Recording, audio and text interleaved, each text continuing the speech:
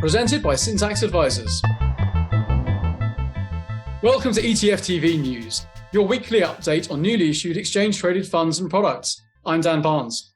Joining us today is Matt Hougan, CIO of Bitwise, and Deborah Fuhr of ETF GI. Guys, welcome to the show. Thank you. Thanks for having me on. So Matt, I have to start with congratulations on winning the ETF.com Lifetime Achievement Award. That's terrific. Thank you so much. It was a great honor. Pleased to join you as a winner as well. So following in your footsteps there. There's been a lot of interest in crypto in the US. Last week, you launched the Bitwise Crypto Innovators ETF. Is this holding directly cryptocurrencies?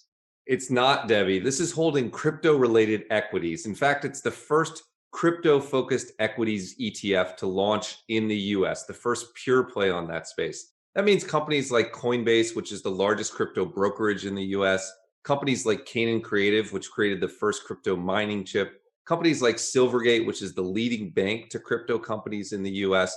These are the picks and shovels that allow the crypto economy to thrive. And that's what this ETF is providing exposure to, not direct exposure to Bitcoin, Ether, or other crypto assets.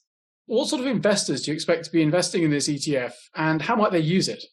This ETF is really designed for the financial advisor market. And I think there are two types of investors that it might be appropriate for.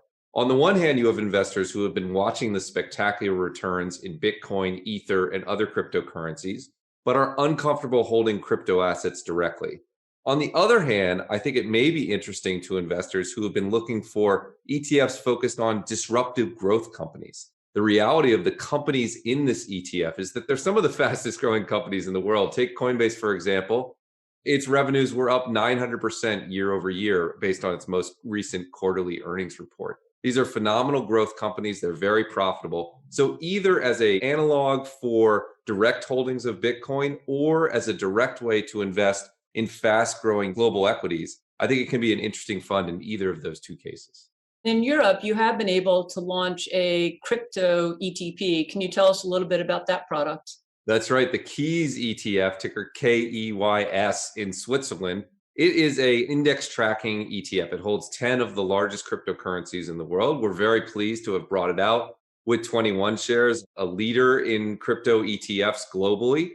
And it's designed for investors who want to make a generalized bet on the growth of crypto assets without trying to pick and choose winners. This is a disruptive area of the market, Debbie, and it's hard to know exactly how it will play out in the future. Are the largest crypto assets today going to be the largest crypto assets tomorrow?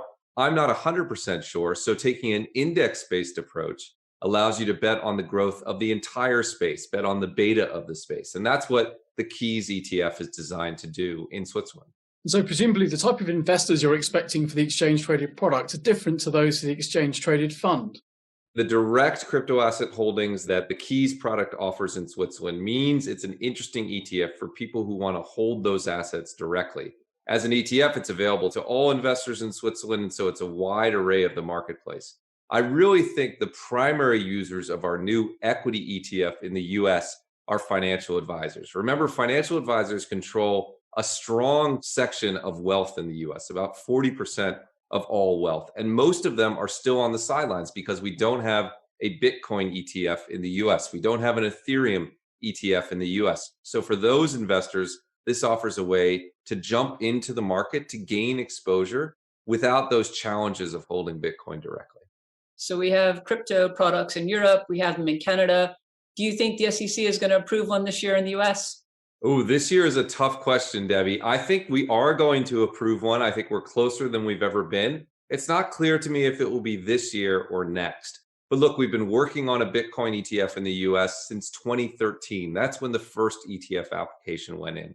The number of issues the SEC had to wrestle with at that point were huge. They had to be concerned with custody, with audit, with liquidity, with arbitrage.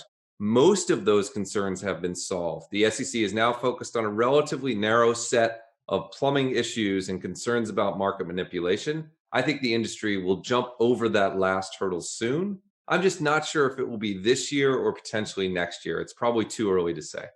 If there was an exchange-traded fund launched based on Bitcoin or other crypto, would you expect the investment base to be different to those for the other products we've outlined?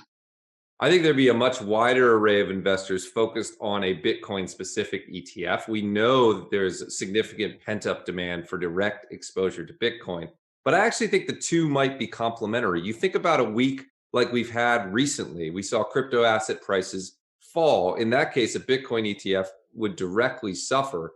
Crypto companies, however, have a different relationship with crypto asset prices than a direct investment in Bitcoin. If you think of a company like Coinbase, the largest single holding in BITQ, it does well when crypto asset prices are rising, but it also generates a significant amount of money anytime crypto assets are volatile because people are trading. So the two exposures provide slightly different takes on the overall long-term trend, which is the growth of the crypto economy.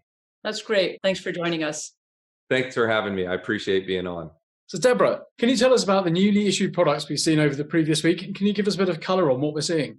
There were 26 new listings from 21 issuers. They were on 11 exchanges. We saw another Bitcoin product come to market in Europe. We also saw ESG, thematics. 11 of the products were active. We saw another dividend product. So some of the themes just seem to repeat week after week. And clearly ESG and thematics have been the winners as we look at what's happening. And there were 18 cross listings. So still significant new listings and cross listing happening across this entire year. That's been great. Deborah, thank you so much. Thank you.